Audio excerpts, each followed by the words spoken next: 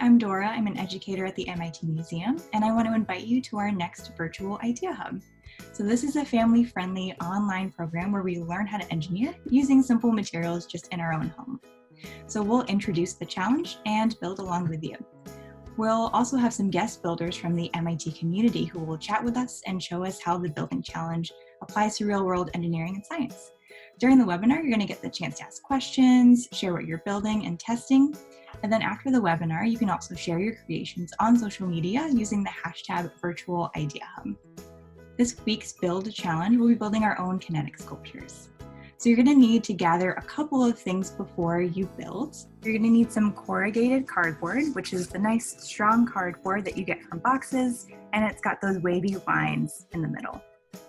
You're also going to need some tape, some nice strong scissors for cutting that cardboard, and a sharp pencil for poking holes. The last thing that you're going to need is something called a found object. A found object is just any sort of object that's meaningful and relatively small.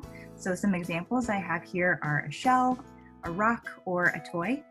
We look forward to building with you on our next virtual Idea Hub. See you then.